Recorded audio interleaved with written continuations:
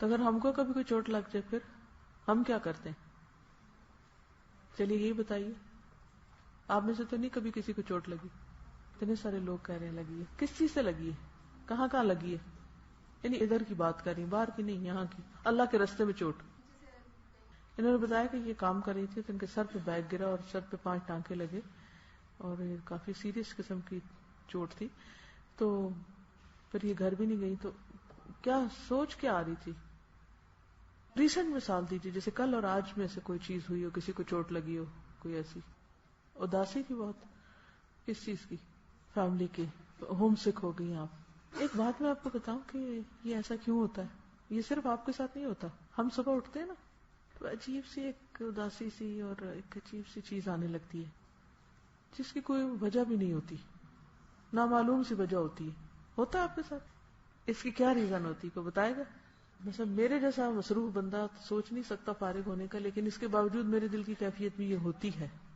تو ایسا کیوں ہوتا ہے؟ اصل میں یہ شیطانی وسوسے ہوتے ہیں اور ہم میں سے ہر ایک کے پیچھے وہ لگتا ہے. وہ دیکھتا ہے ادھر سے بھی نہیں پکڑا جا رہا، ادھر سے بھی نہیں، ادھر سے اور کچھ نہیں تو اداس ہی کر دو. تو غمگین رہے گا تو کوئی جوش جذبے سے تو کام نہیں کرے گا نا بندہ، ہے نا. اس کو فوراً سوچتی ہوں، اللہ تعالیٰ ہی دل میں ڈالتا ہے کہ یہ تو شیطان کی طرف سے. شیطان خوف دلاتا ہے، شیطان غمگین کرتا ہے بندے کو. اگر آپ معوذتین کو دیکھیں، دونوں صورتوں کو، قل اعوذ برب الفلق اور قل اعوذ برب الناس. قل اعوذ برب الفلق میں آپ دیکھیں، قل اعوذ برب الفلق من شر ما خلق ومن شر غاسق اذا وقب ومن شر النفاثات في العقد ومن شر حاسد اذا حسد. کتنے شر بیان ہوئے؟ ما خلق، غاسق، نفاثات اور حاسد، 4. ٹھیک ہے. اب دیکھیے قل اعوذ برب الناس، ملک الناس، الہ الناس، من شر الوسواس الخناس الذی یوسوس فی صدور الناس من الجنۃ والناس. کتنے شر بیان ہوئے؟ من شر الوسواس الخناس. شر کا لفظ کتنی دفعہ آیا؟ 1 دفعہ. الفلق میں 4 دفعہ آیا اور یہاں 1 دفعہ آیا. وہاں اللہ کی صفات کتنی آئی ہیں؟ قل اعوذ برب الفلق 1 دفعہ، رب الفلق آیا. اچھا اس میں کیا ہے؟ قل اعوذ برب الناس، ملک الناس، الہ الناس. 3 صفات اللہ کی آئی ہیں. اور پھر کیا کہا گیا؟ من شر الوسواس الخناس. اچھا اب آپ غور فرمائیے کہ قل اعوذ برب الفلق، ایک رب اور جتنے بھی شر ہیں ان سب کے لیے بس وہ رب کا لفظ کافی ہے. رب کافی ہے میرے لیے، حسبی ربی جل اللہ. اچھا جب شیطان کی بات ہوئی تو رب کی کتنی صفات بیان ہوئی؟ قل اعوذ برب الناس، ملک الناس، الہ الناس. 3 دفعہ رب کا ذکر آ رہا ہے یہاں. اور مقابلہ کس سے ہے؟ بس ایک شر سے ہے یہاں، اور وہ کیا ہے؟ وسواس الخناس الذی یوسوس فی صدور الناس من الجنۃ والناس. اس سے کیا پتہ چلتا ہے کہ یہ جو شر ہے نا، کس کا؟ شیطان کا. یہ بہت بڑا شر ہے. ہم اس کی حقیقت کو عام طور پر ریئلائز ہی نہیں کرتے، سمجھتے ہی نہیں. ہم اس کو سمجھ ہی نہیں پاتے. ہم کبھی کسی کو بلیم کر دیں گے، کبھی کسی کو، کبھی کسی کو. حالانکہ یہ جتنی نیگیٹیوٹی ہے ہمارے اندر وہ ساری شیطان کی طرف سے آتی. قرآن پاک میں آتا ہے انما النجوى من الشیطان. یہ سرگوشیاں بھی شیطان کی طرف سے.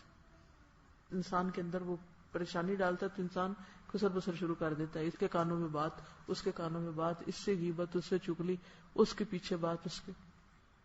تو آپ کو اس کی انٹینسٹی محسوس ہو رہی ہے کہ نہیں ہو رہی؟ تو جب آپ بلا وجہ اداس ہونے لگے تو فوراً کیچ کریں دشمن کو. اچھا تمہیں اور کچھ نہیں ملا، اب مجھے تم پریشان کرنے چلے ہو. میں نے نہ پریشان ہونا، نہ غمگین ہونا، نہ دکھی ہونا، کچھ بھی نہیں ہونا. میں اپنے رب کی پناہ میں آ رہی ہوں. اور یہی پڑھنا شروع کر دیا، قل اعوذ برب الناس. اچھا خوف کس کا آتا ہے ہمیں؟ اداس کس سے ہوتے ہیں؟ تو مدد کے لیے کون چاہیے؟ رب چاہیے. قل اعوذ برب الناس. رب الناس. اگر لوگ تکلیف دے رہے ہیں تو رب الناس کی مدد چاہیے. میں اس کی پناہ میں جا رہی ہوں, وہاں شیلٹر ہے میرا. اور اگر لوگ بہت زیادہ یاد آ کے ستا رہے ہیں, دو طرح ستاتے ہیں نا, یا تو وہ تنگ کرتے ہیں تو ستاتے ہیں, یا یاد آتے ہیں تو ستاتے ہیں, یہ بھی ستانے کی ایک قسم ہے. تو پھر ہم کیا کریں؟ We can't help ourselves. ہم کو کسی طاقتور کی مدد چاہیے, اور وہ اللہ ہی ہے جو مدد دے گا. اب مثلاً اگر ہم گھر والوں کو یاد کر کر کے روتے رہیں, دکھی رہیں, اداس رہیں, پریشان رہیں, کام چھوڑ بیٹھیں, ادھر روئیں ادھر روئیں, اس سے ذکر کریں, پھر فون کرنے شروع کر دیں, پھر کبھی کچھ حاصل ہے کچھ؟ اینڈ آف دا ڈے نتیجہ کیا نکلتا؟ بتائیے مجھے. کسی کو بھی یاد کرنے کا نتیجہ کیا نکلتا ہے؟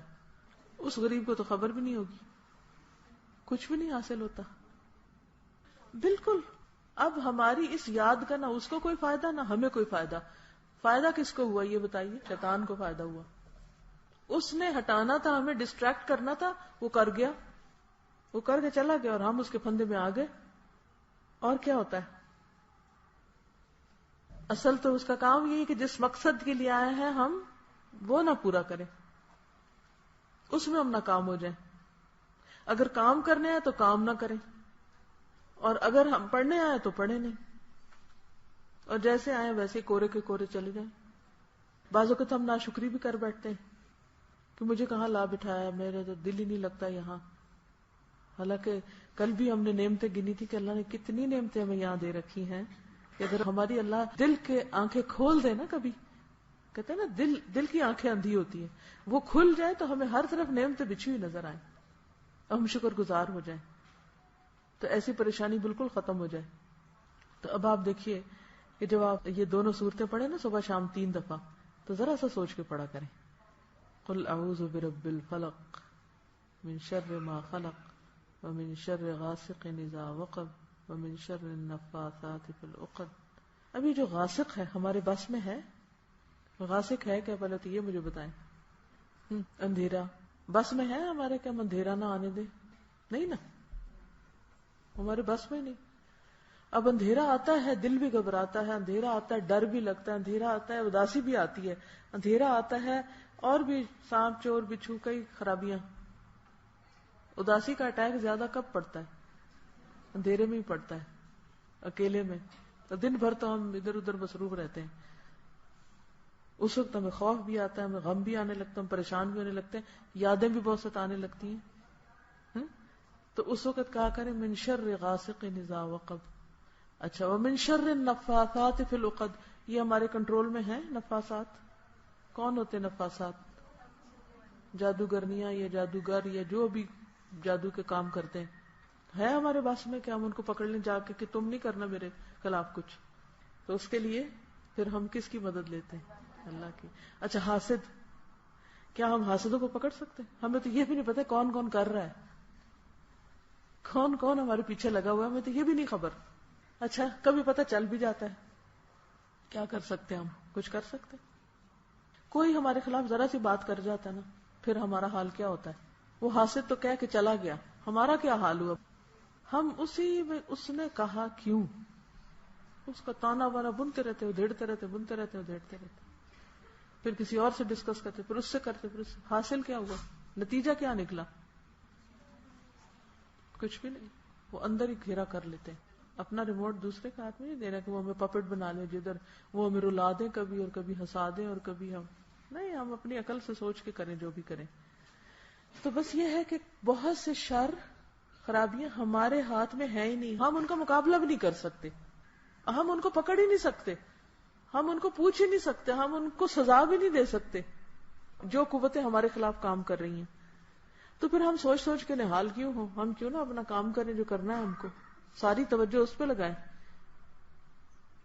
اور یاد رکھیں جو اللہ کے جتنا قریب ہوتا ہے نا اس پر اتنی بڑی آزمائش آتی ہے, اور شیطان اتنی تیزی سے پھر اس پہ حملہ کرتا ہے. تو پھر ایسے میں ہمیں ایسے ہیلپر کی ضرورت ہے, مددگار کی, کہ جو ان سے نپٹے. میں تو نہیں نپٹ سکتی, اللہ ہی نپٹے گا ان سے. تو پھر یہ دعائیں پڑھ لینی چاہیے اور اپنا کام کرتے جانا چاہیے. قل اعوذ برب الفلق من شر ما خلق ومن شر غاسق اذا وقب ومن شر النفاثات في العقد ومن شر حاسد اذا حسد قل اعوذ برب الناس ملك الناس الہ الناس من شر الوسواس الخناس الذي يوسوس في صدور الناس من الجنة والناس. اور تو نہیں کسی نے کچھ بتانا تھا؟ ہاں آپ بتائیے.